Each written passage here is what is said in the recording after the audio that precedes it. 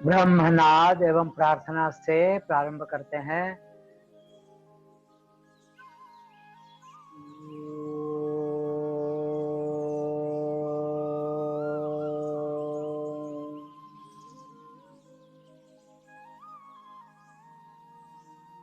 योगेन चित्तस्य पदेन वाचां मलं शरीरस्य च वैद्यकेन योपाकरोत्तं प्रवरं मुनीनां पतञ्जलिं प्राञ्जलिरानतोऽस्मि।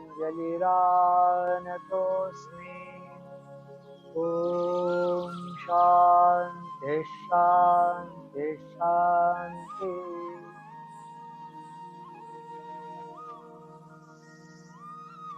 आत्मीय स्वयं, जैसा कि अभी अजित भैया ने बताया कि आज यह 64वां व्याख्यान है और विशेष रूप से हम विभूति पाद को देख रहे हैं। इसका 35वां सूत्र कल हमने देखा था और 35वें सूत्र को मोटा मोटा बता दिया था। उसका अर्थ सत्व पुरुषयोरत्यंता संकीर्णयोः प्रत्यया विशेषो भोगः परार्थत्वा स्वार्थ संयमात् पुरुष ज्ञानम। सत्व यानी अंतःकरण और पुरुष यानी दृष्टा अथवा आत्मा, यह परस्पर से भिन्न है, तथापि उनके भिन्नत्व का विशेष प्रत्यय मतलब जानकारी न आना, यही भोग है। जब भोग में लीन होता है, लिप्त होता है, तो फिर जानकारी रहती ही नहीं है। तो इसका विशेष प्रत्यय मतलब विशेष अनुभव ऐसा नहीं होता। इसलिए चित्त में यह भोग उसके खुद के लिए नहीं है, तो चित्त उससे जो पर दृष्टा है, उसके आगे, उससे श्रेष्ठ, उसके लिए यह भोग या अनुभव है, जिसको स्वार्थ जो दृष्टा पुरुष आत्मा उस पर संयम करने से चित्त का जो दृष्टा है, साक्षी मैं जिसको हम कहते हैं, उसको पुरुष ज्ञान होता है। मैं रूप में पुरुष ज्ञान होता है तो थोड़ा सा क्लिष्ट, लेकिन मोटा मोटा थोड़ा सा हम समझ लेते हैं। जैसे जैसे योगाभ्यास साधक करता जाता है और योग में जैसे जैसे उसकी प्रगति होती जाती है, वैसे वैसे उसका अंतःकरण शुद्धतर होता जाता है। और अंतःकरण के जो रजोगुण, उनके काम, क्रोध, लोभ आदि जो घोर वृत्तियां हैं, और तमोगुण के जैसे अज्ञान, आलस्य, प्रमाद इत्यादि जो मूढ़ वृत्तियां उत्पन्न होना है, तो इनसे अंतःकरण इनसे हटकर शुद्धतर होता जाता है। मतलब राजस वृत्तियां भी, रजोगुण भी कम होता जाता है और तमोगुण या अज्ञान, आलस्य, प्रमाद आदि यह मूढ़ वृत्तियां भी यह उत्पन्न नहीं होती है, तो अंतःकरण शुद्ध होता जाता है। तो रजस तमो वृत्ति उत्पन्न न होना यह अंतःकरण का स्वभाव ही बनना चाहिए, तो बिना प्रयत्न के ही वह अवस्था फिर टिकने लगती है। वह अंतःकरण पूर्णतः तब सत्व भावापन्न हो गया, ऐसा समझ सकते हैं कि जिस अंतःकरण में रजोगुण और तमोगुण की जो वृत्तियां हैं, वह जब समाप्त होकर अंतःकरण का यह स्वभाव ही बन जाए कि यह रजव वृत्ति और तमस वृत्ति ये दोनों ही समाप्त हो जाए और बिना प्रयत्न से यह अवस्था अंतःकरण की जब टिकने लगती है, तो वह अंतःकरण पूर्णतः सत्व भावापन्न हो गया, ऐसा समझा जा सकता है। और ऐसी अवस्था का जो अंतःकरण है उसको सत्व ऐसी संज्ञा दी गई है। तो अंतःकरण से सत्व, रज और तम, यह तीनों गुण उसके घटक तो है, लेकिन उसमें से रज और तम यह अपने सारे कार्य करने के लिए असमर्थ हो जाते हैं, वह कर नहीं पाते हैं, और उसके कारण वे सत्व गुण में ही विलीन हो जाते हैं। और वहां रहते तो है, लेकिन सत्व गुणों में विलीन होकर विलीन भाव से वे रहते हैं। तो इस कारण इस अवस्था को सत्वावस्था ऐसा कहते हैं। तो सत्वावस्था को प्राप्त होकर अंतःकरण में मैं दृष्टा, यह बुद्धि सत्व से अलग है, हटकर है, अन्य है, ऐसा एक वृत्त्यात्मक प्रत्यय उसको आने लगता है जब वो सत्व संपन्न होता है। तो ऐसा जब वृत्त्यात्मक प्रत्यय आता है, कौन सा? तो सत्व संपन्नता का, सत्वावस्था में, कि मैं दृष्टा, यह बुद्धि सत्व से अलग है, ऐसा जब प्रत्यय उसको आने लगता है तो उसको कहते हैं यह विवेक ख्याति का उदय है। यह जो अवस्था है यह विवेक ख्याति की उदय की अवस्था है। यह ऊपर तो आया ही है, लेकिन यह बुद्धि सत्व से मैं अलग हूँ, ऐसी विवेक ख्याति होने के बावजूद, हो जाने के बाद भी, यह जरूरी नहीं है कि उसको पुरुष ज्ञान हो जाए। दृष्टा का विवेक ख्याति होने से दृष्टा का पूरे तरीके से ज्ञान हो जाए या पुरुष ज्ञान हो जाए, ऐसा नहीं होता। यानी वह कैवल्य साक्षात्कार नहीं है, यह कि उसको पुरुष ख्याति भी नहीं होती है, तो विवेक ख्याति तो हो जाती है, लेकिन पुरुष ज्ञान नहीं होता है और कैवल्य साक्षात्कार भी नहीं होता है। तो इस गलत फहमी में नहीं रहना चाहिए कि विवेक ख्याति मतलब वह विशेष प्रकार की बुद्धि उत्पन्न होना, मतलब यथार्थता से वास्तव रूप में पदार्थ को, वस्तु को देखना, यह जो विवेक ख्याति है इससे पुरुष ज्ञान हो जाएगा या कैवल्य साक्षात्कार हो जाएगा, ऐसा नहीं। हाँ, यह उसके नजदीक की यह स्थिति है, इसके बहुत नजदीक की स्थिति है, लेकिन उसमें दृष्टि भाव भी हो सकता है। और यह अनेकों बार तो ऐसा भी होता है कि तो बढ़ते बढ़ते बढ़ते बढ़ते तो विवेक ख्याति फिर आत्म साक्षात्कार में या पुरुष ख्याति में रूपांतरित होती जाती है। तो यहाँ पर मैं असंग हूँ, और एक बात यह भी रह सकती है कि मैं देह हूँ, मैं संसारी हूँ, इत्यादि वृत्तियां भी रह सकती है। तो यह दुख भोग रूपता भी है, और बुद्धि सत्व से अलग मैं दृष्टा हूँ, तो सुख भोग रूपता यह भी वहां पर रह सकती है। तो दोनों ही बातें हो सकती है, दुख भोग रूपता और सुख भोग रूपता, यह दोनों ही वहां रह सकती है। इनमें भेद इतना सा ही है, थोड़ा सा ही है, कि बुद्धि सत्व से अलग उसका दृष्टा है, बस इतनी बात है कि बुद्धि सत्व है, बुद्धि है, उस बुद्धि से अलग कोई और तत्व है, वह दृष्टा है इतना। लेकिन वह दुख भोग रूपता भी वहां हो सकती है और सुख भोग रूपता भी वहां हो सकती है। लेकिन यह जो भोग रूपता है ये दोनों जगह पर समान ही है, क्योंकि वह सुख भोग रूप में या दुख भोग रूप में इसका तो समाप्त होना यह जरूरी है।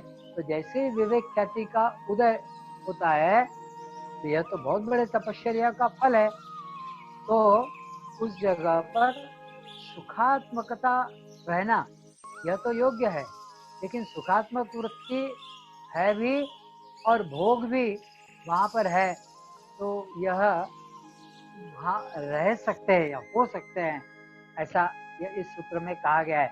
अब इनसे आगे बढ़ने की आवश्यकता है।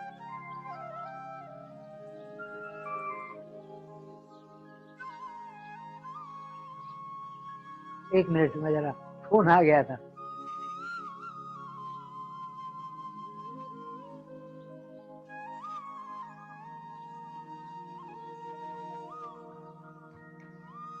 तो ये जो दुख रूप और सुख रूप जो भोग घटित होते हैं या मिलते हैं या भोग भोगने पड़ते हैं, यह किसके लिए है?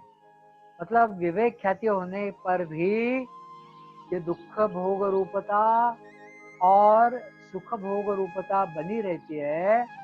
और कभी कभी मैं बुद्धि से अलग हूँ, मैं दृष्टा हूँ, मैं चिदात्मा हूँ, ऐसा लगता तो है, लेकिन फिर उन्हीं स्थितियों में वह बना रहता है। तो यह भोग भी घटित होते रहते हैं, दुख रूप भी और सुख रूप भी। तो यह किसके लिए है यह भोग? तो यह समझने की जरूरत है। तो इस सूत्र में यह कहा गया है कि यह भोग उस चित्त के लिए नहीं है। तो चित्त के आगे, जो चित्त से अलग, चित्त से पर ऐसा जो पुरुष है, उसके लिए है यह भोग। चाहे वह सुख रूप हो, चाहे वह दुख रूप हो। यह जो भोग है, यह भोग यह चित्त के लिए नहीं, तो चित्त से पर जो पुरुष है अर्थात आत्म तत्व, उसके लिए है, ऐसा इसमें कहा गया है। उसको थोड़ा सा देखते हैं। क्योंकि वृत्त्यात्मक ज्ञान में आत्मा का वृत्ति से, वृत्तियों से सारूप्य हो जाता है, समरूपता हो जाती है। यह इस दर्शन के हमने शुरू में देखा था कि वृत्ति सारूप्य यह भोगावस्था है, ऐसा पहले ही हमने देखा हुआ है। तो इसका क्या प्रयोजन है? वह जो वृत्ति सारूप्यता है, जिसके कारण वह दुख रूप और सुख रूप यह भोग भोगता है चित्त, इसका क्या प्रयोजन है? तो चित्त के लिए यह निश्चित नहीं है, क्योंकि चित्त तो यह खुद तो नहीं भोगता है। तो फिर क्यों है, क्या है? क्योंकि चित्त स्वभावता तो जड़ है, और वह जड़ होने के कारण वह स्वयं तो भोग ही नहीं सकता। भाई चित्त विषय मतलब पंच ज्ञानेंद्रियों के माध्यम से विषय के द्वारा वह सुख या दुख भोगता है।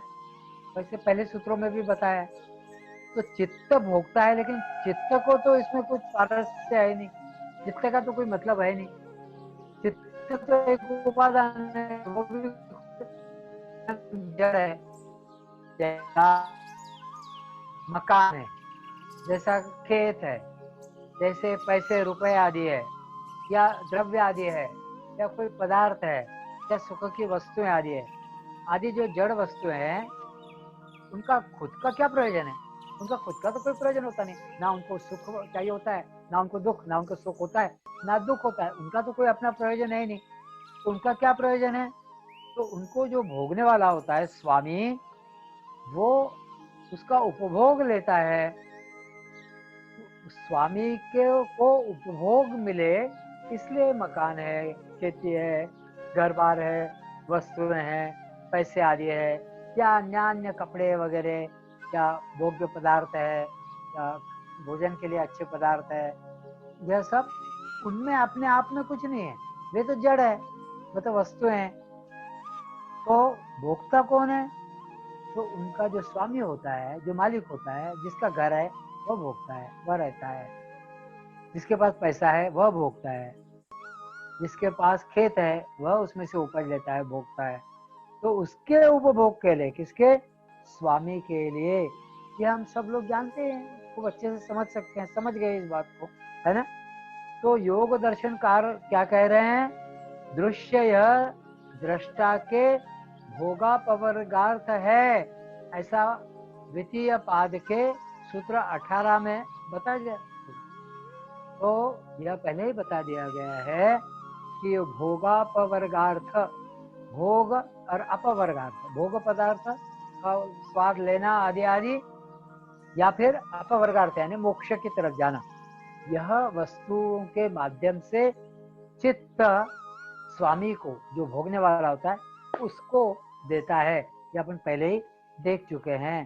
तो तो यह सारी वस्तुएं दृष्टा के भोगापवर्गार्थ है, यह हम पहले देख चुके हैं। तो विवेक ख्याति रूप सुखात्मक वृत्ति चित्त में जो उत्पन्न होती है, तो चित्त की दृष्टि से परार्थ यानी उससे अन्य जो पुरुष है उसके लिए है। तो पुरुष कौन है? तो वह आत्म तत्व है। तो वह आत्म तत्व सुख की अवस्था में बना रहे, इस उद्देश्य से चित्त निरंतर वस्तुओं के संपर्क में आकर ऐसी परिस्थिति बनाता है कि वह आत्म तत्व या पुरुष वह सदैव सुख की अवस्था में रहे, यह उसका प्रयास है। इस बात को हमने समझना चाहिए। इसलिए चित्त को गलत मानने की जरूरत नहीं है। यह चित्त के संबंध में कल जैसा हमने कहा था कि चित्त के संबंध में घृणा, द्वेष, अरे ये तो बड़ा गड़बड़ करता है, ये तो परेशान करते रहता है, ऐसा मात्र नहीं समझना है। हाँ, वो मन के माध्यम से बहुत विचलित है, ये तो सब ठीक है, लेकिन यह चित्त वास्तव में बिल्कुल अंतरात्मा तक हम सुखी हुए, इसका मतलब क्या है? हम बहुत अंदर तक इसके कारण सुख का आस्वाद ले रहे हैं। यह चित्त जो जड़ है उसके होने का यह अर्थ है, उसका होना इसके लिए है। इसलिए पुरुष को अपवर्ग देने का प्रयोजन ये चित्त की उपस्थिति का कारण है। देखिए कितनी बहुत बहुत बड़ी बड़ी महत्वपूर्ण बात हम सब लोगों के सामने इस निमित्त से आई है कि अपवर्ग अर्थात मोक्ष प्राप्त करा देना, यह जो प्रयोजन है इसको तो पुरुष को मतलब आत्म तत्व को यह चित्त का क्षय वस्तु के साथ संपर्क में आकर सुखास्वादन करना या सुखात्मक भोग करना, यह उसके लिए है। मतलब चित्त यह सदैव पुरुष के लिए कार्यरत है, सदैव पुरुष के लिए वह कार्यरत है। इसलिए विवेक ख्याति यह बड़ी श्रेष्ठ अवस्था है, यह हम सब मानते हैं। यह श्रेष्ठ अवस्था होने के बावजूद आत्म साक्षात्कार मोक्षावस्था नहीं है। यह विवेक ख्याति यह मोक्ष की अवस्था नहीं है, अभी मोक्ष और आगे रहता है, आत्म साक्षात्कार यह अभी आगे रहता है। तो जैसा उसके पहले की अवस्था है, या जैसा अपन कहीं पर सीढ़ियां चढ़ते हैं और सीढ़ियां चढ़ने के बिल्कुल आखिरी सीढ़ी आती है, और आखिरी सीढ़ी में के बाद जैसे हम ऊपर पैर रखते हैं स्लैब पर या मंजिल पर, तो हम फिर ऊपर की मंजिल पर पहुंच जाते हैं। तो यह जो विवेक ख्याति है, यह ऊपर की जो सीढ़ी है, पुरुष ज्ञान रूप कैवल्य साक्षात्कार की जो अवस्था है, उसकी अंतिम सीढ़ी है, वह विवेक ख्याति है। और उसके बाद एक सीढ़ी चढ़ने से मोक्ष या कैवल्य साक्षात्कार अवस्था पुरुष ज्ञान रूप में होती है। तो सीढ़ी के बिल्कुल आखिरी स्टेप पर, आखिरी डंडे पर हम बिल्कुल कदम रख रहे हैं, और जैसे ही एक कदम और आगे बढ़ाते हैं तो विवेक ख्याति से अगला कदम हम आगे डालते हैं कि आत्म साक्षात्कार अवस्था तत्काल प्राप्त हो जाती है। यह अवस्था पुरुष ज्ञानावस्था प्राप्त होने की अवस्था है। तो विवेक ख्याति से अगला कदम आगे डाल के ही यह अवस्था प्राप्त होती है। तो विवेक ख्याति रूप वृत्ति का पृथक्करण यहाँ इसमें किया है। और एक बार फिर से थोड़ा सा बारीकी से सूक्ष्म वृत्ति से देखते हैं। इसमें मैंपन का स्फुरण ऐसा बुद्धि में उत्पन्न होता है, वह भाग पीछे छोड़कर या पीछे छोड़ देने से फिर वह जो दृश्य है वह भी समाप्त हो जाता है। और वह दृश्य जब खत्म हो जाता है तो पुरुष पर आरोपित ये जो दृष्टत्वादी धर्म का उनका सबका निराश यह स्वतः ही यहाँ पर हो जाता है, या मतलब पूर्णतः दृष्टु ही वहाँ पर बचता है। तो फिर उस पुरुष का केवल है इतनापन ही वहाँ पर बचता है, और उसका मैंपन वहाँ, क्योंकि विवेक ख्याति के द्वारा यह सारा समाप्त होता है, तो मैंपन भी समाप्त होता है, और वह है इतना भर भाग वहाँ केवल रहता है। और वृत्त्यात्मक स्फुरन जैसे सारे बाहर के यह समाप्त हो जाते हैं, और उस कारण दृष्टा पुरुष स्वरूप से अवस्थित रहता है, केवल है इतना भर बोध वहाँ पर रहता है।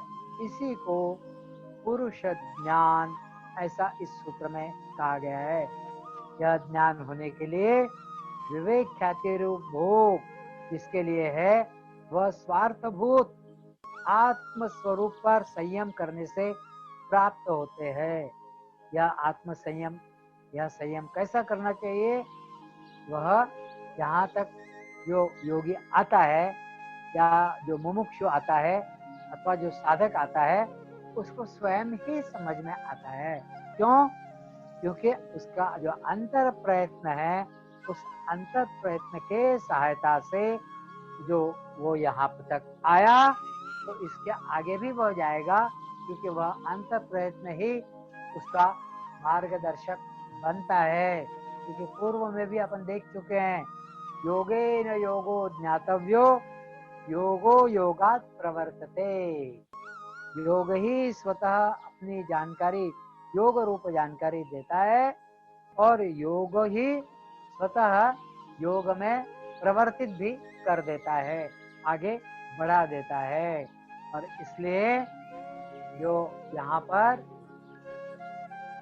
विवेक ख्याति होती है, उसके आगे एक कदम डालने से वह आत्म साक्षात्कार की सीढ़ी तो हम वो पार होते, मतलब उसको हम पहुंच जाते हैं, और वहां पुरुष या अथवा दृष्टु उसको आत्म साक्षात्कार या आत्म स्वरूप स्थिति प्राप्त हो जाती है। इस प्रकार यह सूत्र बताता है। अगला सूत्र है ततः प्रातिभ श्रावण वेदन आदर्श आस्वाद वार्ता जायन्ते। इतने शब्द है। ततः तब, उससे, प्रातिभ इससे क्या होता है? ऐसा पुरुष पर संयम साधने से, या पुरुष ज्ञानार्थम जब संयम किया जाता है, तो कौन सी सिद्धियां प्राप्त होती है? तो यहाँ पर 5 प्रकार की सिद्धियां बताई गई है। तो यहाँ पर श्रावण, वेदन, आदर्श, आस्वाद और वार्ता, ऐसी 5 प्रकार की सिद्धियां यहाँ पर बताई गई है। तो पुरुष ज्ञानार्थ जब संयम प्रतिभा सामर्थ्य के कारण सूक्ष्मता से किया जाता है, तो जो वस्तुएं नजदीक है या बहुत दूर है, उनका ज्ञान हो जाता है, और दिव्य शब्द सुनाई पड़ने लगते हैं। तो उनको क्या कहते हैं? एक तो प्रतिभा सामर्थ्य हुआ, कि ऐसा ज्ञान हो जाता है, और दूसरा दिव्य शब्दों का सुनाई पड़ना, उसको श्रावण ऐसा कहा गया है। तो प्रातिभ प्राप्त हुआ, श्रावण प्राप्त हुआ, फिर दिव्य स्पर्श भी पता पड़ते हैं, उसको वेदन ऐसा कहते हैं। और मुझे लगता है यह वेदन शब्द आयुर्वेद में भी आया है। तो दिव्य स्पर्श का भी पता पड़ने लगता है। फिर दिव्य रूप का भी दृष्टि को गोचर होता है, दिखाई पड़ता है, तो उसको आदर्श यह शब्द प्रयोग किया गया है। फिर दिव्य रसों की भी, उसकी मधुरता या मीठापन, वह भी चख सकते हैं, या उसका मीठापन चखने में आता है, उसको आस्वाद ऐसा कहते हैं। और दिव्य गंध, वह भी समझ में आता है, उसको वार्ता ऐसा कहा गया है। तो ये 5 प्रकार की सिद्धियां उत्पन्न होती है। देखिए, पुरुष ज्ञानार्थ जो संयम किया जाता है उसके कारण प्रतिभा सामर्थ्य उत्पन्न होता है, जिससे सूक्ष्म नजदीक अथवा दूर जो चीजें होती है उनका ज्ञान होता है। फिर दिव्य शब्दों को सुन सकते हैं, यह श्रावण नाम की सिद्धि प्राप्त होती है। फिर दिव्य स्पर्श वेदन नाम की सिद्धि प्राप्त होती है। फिर दिव्य रूप दिखना, यह आदर्श नाम की सिद्धि प्राप्त होती है। फिर दिव्य रस की मधुता चखना या चख सकते हैं, ऐसी शक्ति उत्पन्न होना, या आस्वाद नाम की सिद्धि प्राप्त होती है। और दिव्य गंध का पता पड़ना, वार्ता नाम की सिद्धि इससे उत्पन्न होती है। इस प्रकार 5 सिद्धियां उत्पन्न होती है। तो यह बातें धीरे धीरे समझ में आती है। तो थोड़ा सा इसको समझ लेते हैं। इसमें यह बताया गया है कि ये जो प्रातिपद ज्ञान है, हमने 33वें सूत्र में पीछे देखा था, यह प्रातिपद ज्ञान, इससे प्रतिभा का जागरण होता है। तो सूक्ष्म वस्तु, अति सूक्ष्म वस्तु और वस्तु के पीछे की जो ज्ञान है वह भी ज्ञात होता है। यह सूक्ष्मता प्रातिभ इस शक्ति के द्वारा या सिद्धि के द्वारा उत्पन्न होता है। फिर दूसरा श्रावण, श्रावण यानी अति सूक्ष्म और अति दिव्य शब्दों का सुनना। अपने सर्वेंद्रियों में ऐसी रचना है कि उनसे जब भी किसी विषय का संस्पर्श होता है और उस विशिष्ट मर्यादा में स्पंदाघात यानी स्पंदन होता है और उसके आघात जब इंद्रियों से ज्ञात होने लगते हैं, तो विशिष्ट मर्यादा के नीचे के या विशिष्ट मर्यादा के ऊपर के जो आघात होते हैं, मतलब जो स्पंदन होते हैं, स्पंदाघात, उसका पता नहीं पड़ता है। तो जो अपने इंद्रिय के साथ मैच होने वाले, जैसे रेडियो में मैच होने वाले जैसी फ्रीक्वेंसी होती है, तब जाकर वो रेडियो कैच करता है रेडियो स्टेशन को। ठीक वैसा ही हमारे कान फिर दिव्य शब्दों को सुनने लगते हैं, ऐसी सिद्धि प्राप्त होती है। तो जैसे जैसे पुरुष ज्ञानार्थ ये जो संयम पक्व होता जाता है, वैसे वैसे विषय संवेदना की मर्यादा फिर धीरे धीरे बढ़ती जाती है और दिव्य शब्दों का सुनना श्रावण के रूप में होता है। तो इस श्रावण सिद्धि का थोड़ा सा विचार करते हैं कि वातावरण में बहुत प्रकार की आवाज है, बहुत ज्यादा, बहुत अलग अलग आवाज है और उनकी लहरें आवाज की उठती रहती है, लेकिन वह सर्वदूर फैलती रहती है। फिर भी हमारे कान सब कुछ नहीं पकड़ते हैं, तो हमारे कान पर सारी आवाजें, सारी लहरें आकर टकराती है, फिर भी हम सबका सब नहीं सुनते हैं। जिससे फ्रीक्वेंसी हमारी मैच करती है उसी को हम सुनते हैं। एक उदाहरण बताता हूँ, इस निमित्त से याद आया। रशिया में एक आदमी का एक्सीडेंट हुआ और एक्सीडेंट होने के बाद उसको उपचारार्थ हॉस्पिटल में एडमिट किया गया और उसके कान का ऑपरेशन वगैरह हुआ और कुछ दिन वह पोस्ट ऑपरेशन ऑपरेटिव केयर के रूप में हॉस्पिटल में था।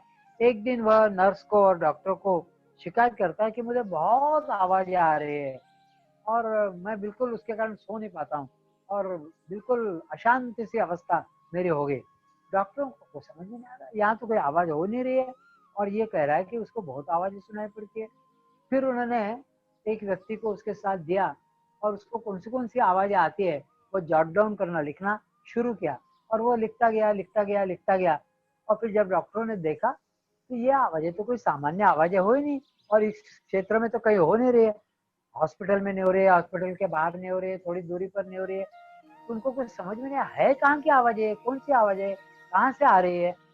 तो उनको पता पड़ा कुछ समय के बाद कि यह नजदीक का जो रेडियो स्टेशन है उस रेडियो स्टेशन की आवाजें थी और उस रेडियो के स्टेशन की जो फ्रीक्वेंसी है, इसके कान की फ्रीक्वेंसी उस ऑपरेशन के बाद उस रेडियो स्टेशन से निकलने वाली जो तरंगे थी, इलेक्ट्रोमैग्नेटिक वेव, उसके साथ उसकी फ्रीक्वेंसी मैच हो गई थी। उसका कान बिना रेडियो के सीधा उसकी फ्रीक्वेंसी पकड़ लेता था। ऐसा प्रत्यक्ष उदाहरण है यह रशिया में घटित। कहने का तात्पर्य है कि कान में यह शक्ति जागरूक हो सकती है, तो यह श्रावण सिद्धि है। तो यह नाद लहरी को विरलते पर और घनता पर उसकी नाद की सौम्यता और तीव्रता अवलंबित रहती है, ये हम सब लोग जानते हैं। तो धीरे धीरे हमारे कान ऐसे तैयार हो सकते हैं कि उन नाद लहरियों की संवेदना धीरे धीरे हमारे कान पकड़ सकते हैं। तो इस प्रकार यह श्रावण सिद्धि हो सकती है। ऐसी विभिन्न सिद्धियां उससे धीरे धीरे श्रावण, तो प्रातिभ, श्रावण, वेदन, आदर्श, आस्वाद, वार्ता आदि यह पारिभाषिक संज्ञाएं है इनकी। यह तो चित्तगत पूर्व जन्मार्जित वासना संस्कारों के प्रभाव के कारण ही जीव मात्र का शरीर बनता है। भाई पूर्व जन्म में जो किया उसी आधार पर तो अगला शरीर जन्म प्राप्त होता है। तो उसी के कारण उस वासना संस्कार के प्रभाव के कारण ही यह शरीर बनता है अभी वर्तमान जन्म का। तो प्रकृत समय में चित्त सत्व संपन्न हो जाने से विषय ग्रहण के जो उपकरण है, उसके जो इंद्रिय है, वे भी तो सत्व संपन्न हो जाते हैं। और उस कारण विषय ग्रहण के किमान, किमान मतलब कम, और कमाल मतलब मैक्सिमम और ज्यादा, यह मर्यादा विस्तृत होती जाती है। और जब वह विस्तृत होती है तो दिव्य विषय गोचर होने लगते हैं, दिखने लगते हैं, पता पड़ने लगते हैं। ऐसे ही दिव्य विषय उपस्थित जब होने लगते हैं तब निश्चित समझना चाहिए कि अपना प्रवास अर्थात साधक का, अपना अथवा मुमुक्षु का, योगाभ्यासी का, कि वह योग्य मार्ग से चल रहा है, कि उसको बड़े रास्ते से प्रवास करते हुए जैसे थोड़ी थोड़ी दूरी पर टप्पे टप्पे पर उसको मील के पत्थर दिखाई पड़ते हैं, वैसे ही साधना मार्ग में थोड़े थोड़े दूरी पर चलते चलते चलते कुछ सिद्धियां इस योग मार्ग पर मिलने लगती है। तो पुरुष ज्ञानार्थ करने से, संयम से, यह आरंभिक के दिनों में, आरंभिक के काल में यह सिद्धियां प्राप्त होती है। तो सही रास्ते पर चल रहे हैं ऐसा साधक ने, मुमुक्षु ने, योगाभ्यासी ने समझना चाहिए। ऐसा इस सूत्र के द्वारा बताया गया है। फिर 37वां सूत्र कहता है, ते समाधा उपसर्गा व्युत्थाने सिद्धया। फिर यहाँ पर लटका रहे हैं, क्या कह रहे हैं पतंजलि महामुनि? ये जो पिछले सूत्र में बताया भैया, यह प्रातिभ, श्रावण इत्यादि जो सिद्धियां बताई थी, वेदन, आदर्श, आस्वाद, वार्ता, या उसके पहले जो अनेक सिद्धियों की अपन ने बात करी भैया, यह जो सिद्धि विशेष है, यह निर्बीज असंप्रज्ञात समाधि के मार्ग के ये सारे उपसर्ग है। उस मार्ग में आगे बढ़ते हुए, उपसर्ग का मतलब क्या होता है? रुकावटें, व्यवधान। इसको पहले क्या कहा गया था?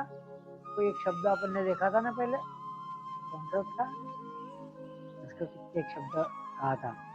तो यह सब है। तो व्युत्थान काल में ये श्रावणादिक अद्भुत शक्तियां व्युत्थान काल की सिद्धियां हैं।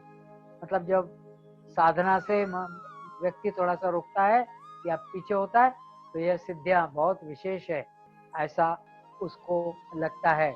लेकिन जैसे ही वह आगे बढ़ता है तो फिर यह उसकी रुकावटें यह समझ में आने लगता है।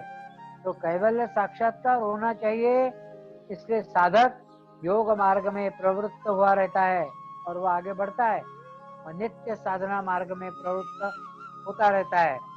लेकिन वह जब अंतिम स्थिति में पहुंचने के पूर्व ही उसको कुछ सिद्धियां प्राप्त हो जाती है उस मार्ग में, और वह प्राप्त होते ही योगी को कृतार्थता हो गई, मेरे साधना की, मैंने जो कुछ किया उसकी कृतार्थता हो गई कि मुझे सिद्धियां प्राप्त हुई, ऐसा उसको लगने की संभावना रहती है और उस कारण उसका योगाभ्यास सहज रूप से ही रुक सकता है। ऐसा नहीं रुकने देना।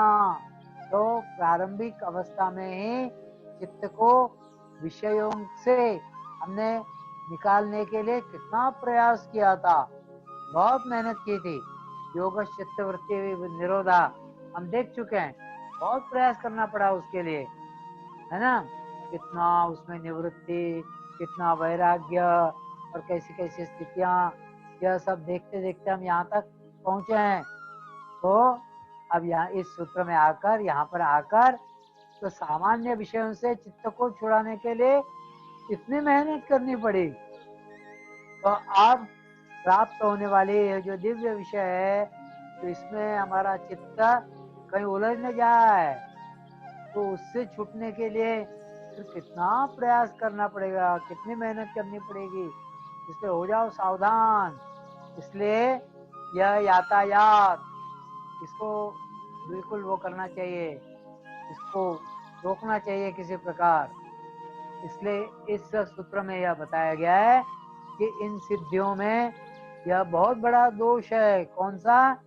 कि इनमें चित्त रुक सकता है, उलझ सकता है, और इसमें से मुक्त होने के लिए फिर उसको इसमें रुकना नहीं चाहिए। इसके लिए उसको इनको दूर रखकर फिर निरंतर पुनः अभ्यास के द्वारा आगे बढ़ता रहना चाहिए, ऐसा उसको लगता है।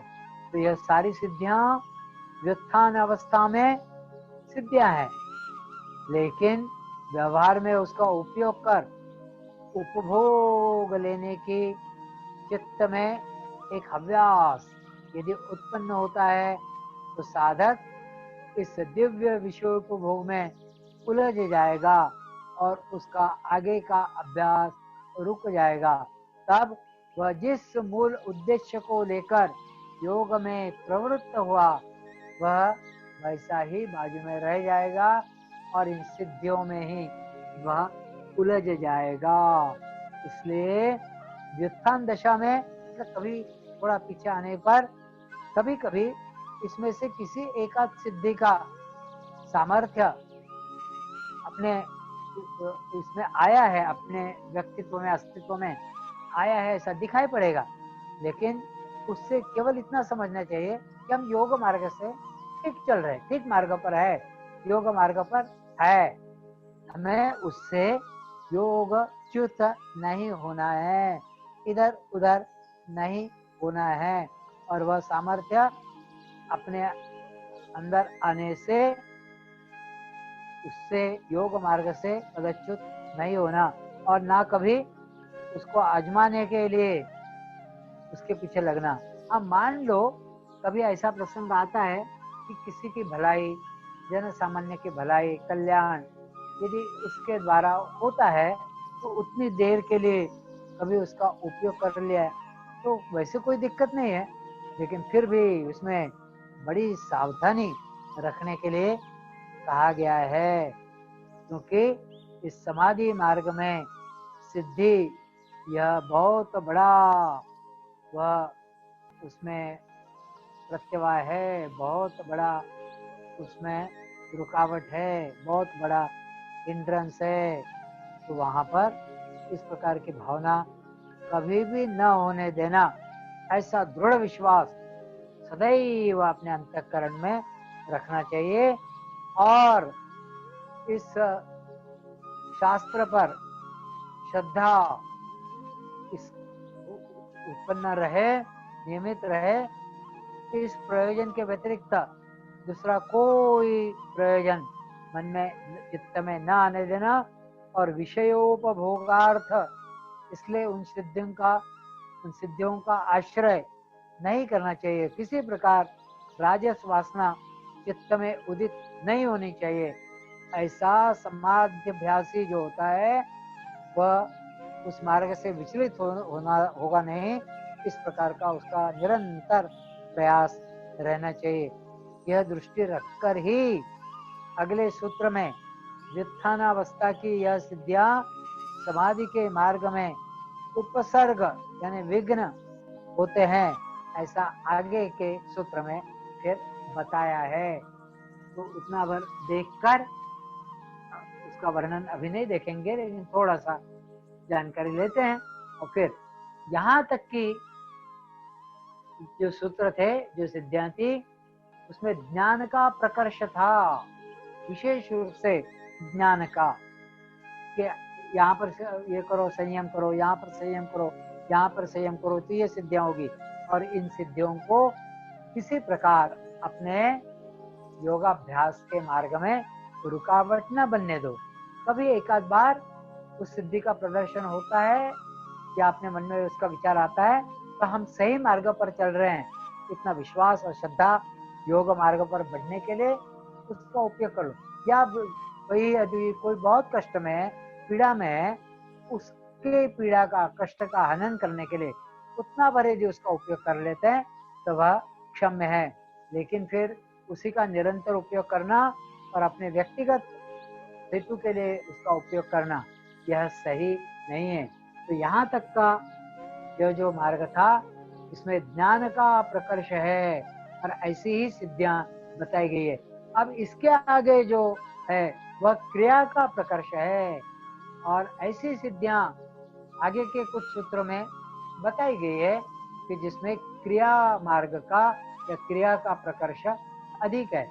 इसमें से कुछ सिद्धियां, जैसे परकाया प्रवेश की भी सिद्धियां उसमें आगे चलकर आती है, उसका अगले सत्र में, मतलब कल हम उसका विवरण देखेंगे। आज यहीं पर रुकते हैं, और मुझे ऐसा लगता है कि हम सिद्धियों के बारे में मोटी मोटी बात यह समझ गए हैं कि मार्ग में, योग मार्ग में चलते हुए हमारे जीवन का उद्देश्य यह नहीं होता है कि हम सिद्धियां प्राप्त करें, लेकिन इस मार्ग में विशेष शक्तियां जागृत होती है, उन्हीं शक्तियों को सिद्धियां ऐसा कहा गया है। उन शक्तियों का उपयोग किया जा सकता है, मतलब करने की शक्तियां प्राप्त होती है, लेकिन बहुत सावधानी पूर्वक उसका उपयोग होना चाहिए। अन्यथा योग मार्ग पर अपना विश्वास और दृढ़ करने के लिए उन सिद्धियों का उपयोग कर हम सावधानता पूर्वक उसके संबंध में, अपने पास वह शक्ति है, बस इतना ही वह विषय अपने पास रखें, वह ज्यादा अच्छा है। आज प्रार्थना के साथ यहीं पर रुकते हैं।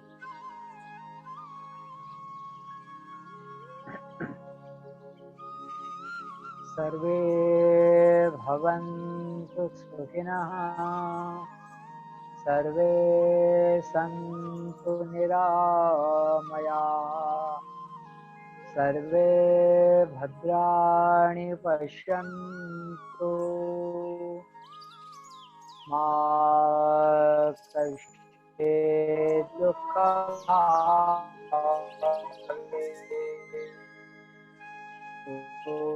शांति शांति शांति। थोड़ी देर लिए थोड़ा सा शांत बैठ लेते हैं।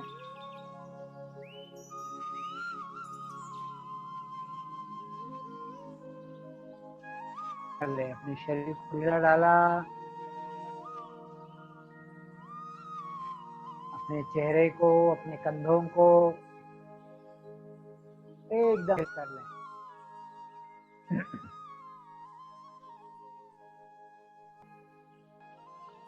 एकदम शांत शांत मनोवृत्ति, शांत शांत मनस्थिति।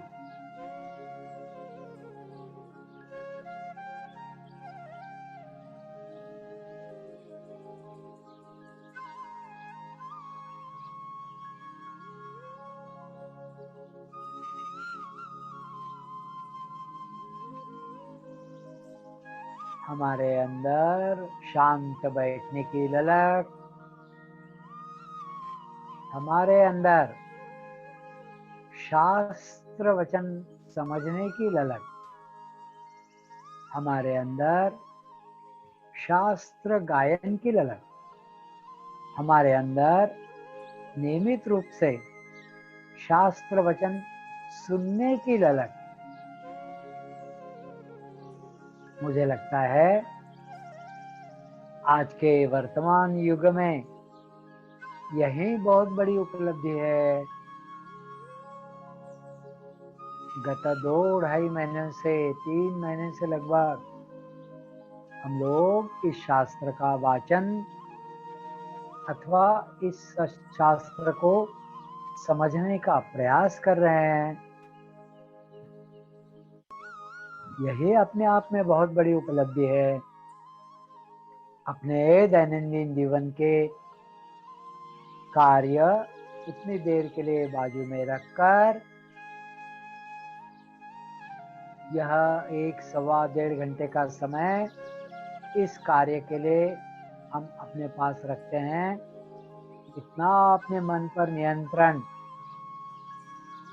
होना यह अपने आप में बहुत बड़ी उपलब्धि है। यदि यह उपलब्धि हमें प्राप्त हुई है तो और भी उपलब्धियां हमारे जीवन में निश्चित रूप से आगे आएंगी। जैसे अभी थोड़ी देर पूर्व ही हमने देखा था कि सीढ़ी पर चढ़ते चढ़ते एक कदम आगे रह जाता है कि हम अगले फ्लोर पर चले जाते हैं, अगले माले पर चले जाते हैं, अगली मंजिल पर पहुंच जाते हैं। तो एक कदम अंतिम सीढ़ी और अगली मंजिल की पहला कदम, इसमें जरा सा अंतर, जरा सी मार्जिन रहती है। तो विवेक ख्याति और अपरावर्ग या पुरुष ख्याति, इसमें बहुत ज्यादा अंतर नहीं रहता है। तो योगो योगात् प्रवर्तते, योग ही योग में ले जाता है, योग ही योग की स्थिति में आगे बढ़ाता है और योग ही योग में रूपांतरित करता है और योग ही